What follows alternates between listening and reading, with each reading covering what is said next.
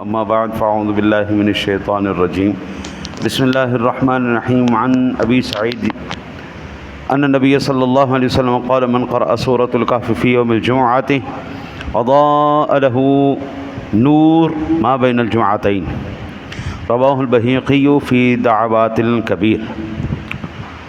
حضرت ابو سعید رضی اللہ تعالی عنہ سے روایت ہے، وہ کہتے ہیں کہ نبی اکرم صلی اللہ علیہ وسلم نے ارشاد فرمایا، جمعے کے دن سورہ کہف جو بھی شخص پڑھے گا اس کا نور ایمانی 2 جمعوں کے درمیان چمکتا رہے گا،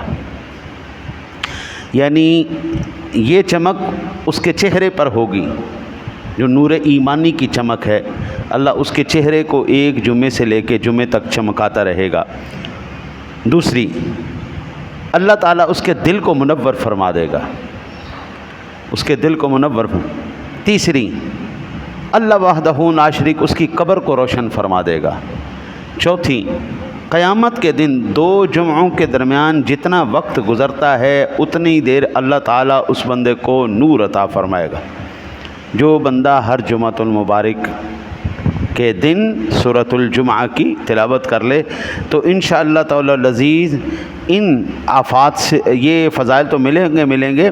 پچھلی احادیث میں ہم نے پڑھا کہ اللہ تعالیٰ اس بندے کو فتنہ دجال سے بھی محفوظ رکھتا ہے۔ سورۃ الجمعہ بندہ جمعہ والے دن پڑھ لے تو فتنہ دجال، آفات اور اس کے چال سے بھی اللہ وحدہ لا شریک ایسے بندے کو محفوظ رکھتا ہے۔ وعن عطاء بن ابی رباح قال بلغنی ان رسول اللہ صلی اللہ علیہ وسلم قال من قرأ یاسین فی صدر النہار قضیت حوائجہ رواہ الدارمی مرسلا۔ حضرت عطاء ابن رباح سے روایت فرماتے ہیں کہ مجھے خبر ملی ہے کہ رسول اکرم صلی اللہ علیہ وسلم نے ارشاد فرمایا، جو شروع دن میں یعنی فجر کے وقت جو شروع دن میں سورۃ الیاسین پڑھ لے اس کی تمام ضرورتیں پوری ہو جائیں گی۔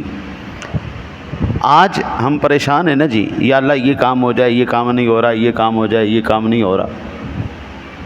تو حضرت عطا کہتے ہیں کہ آپ صبح فجر کے وقت نماز پڑھ لو، نماز کے بعد سورہ یاسین پڑھ لو، پھر بھول جاؤ، کیونکہ اب تمہاری ذمہ داریاں اللہ نے لے لی ہیں، تمہارے کاموں کی ذمہ داریاں اللہ نے لے لی ہیں۔ میں کہتا ہوں حضرت بڑے آپ سفارشی لے آئیں گے لیکن اللہ سے بڑا سفارشی کوئی نہیں۔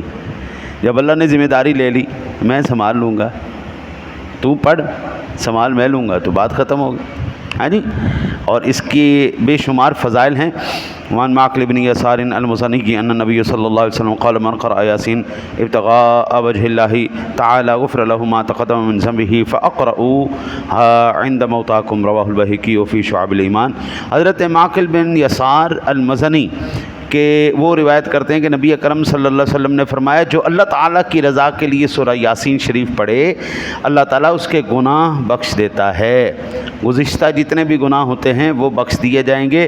اور اسے مرنے والوں کے پاس پڑھا کرو، بندہ جب سکرات کے عالم میں آ جائے نا تو اس کی شامت اعمال اس کے اوپر غالب آ جاتی ہیں۔